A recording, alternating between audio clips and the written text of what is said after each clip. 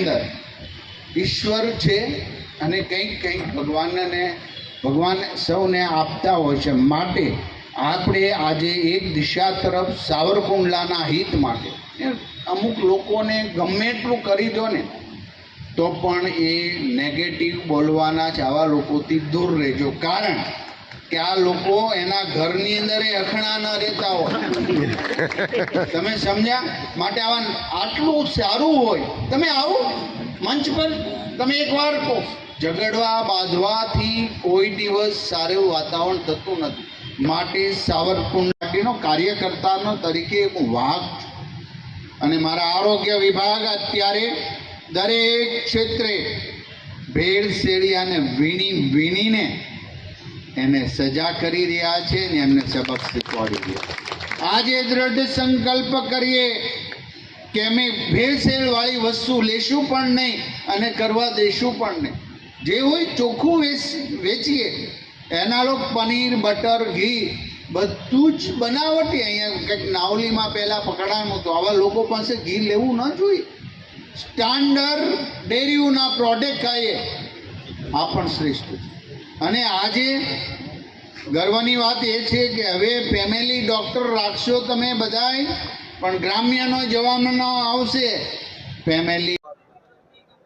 આવનારા સમયની અંદર ગુજરાત અને દરેક ભારતની અંદર લોકો પોતાના ફેમિલી ડૉક્ટર રાખી રહ્યા છે।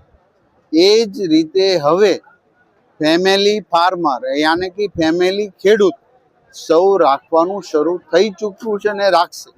કારણ કે મારા ફેમિલી ખેડૂત ફાર્મર છે, એ જ એની પાસેથી જ હું દૂધ, દહીં, ઘી અને અન્ય ડેરી પ્રોડક્ટ ખરીદું અને એમને પકાવેલા ધાન્ય હું દવા વગરના, ખાતર વગરના હું લઈશ ઓર્ગેનિક।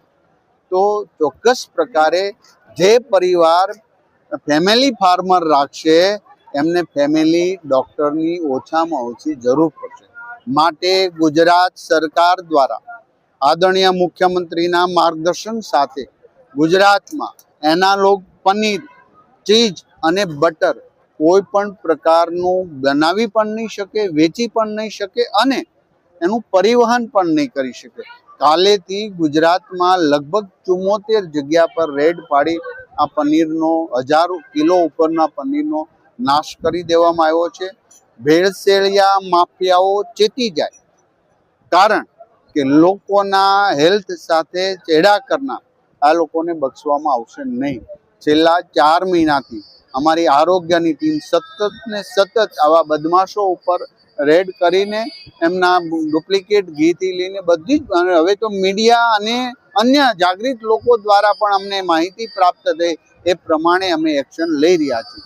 તો લોકો સાથે મળીને, આપણે સાથે મળીને ગુજરાતના તંદુરસ્ત સમાજ માટે આપણે આ જે ભેળસેળ કરે છે, તમામ પ્રકારના ભેળસેળ કરે એમને ખુલ્લા પાડીએ।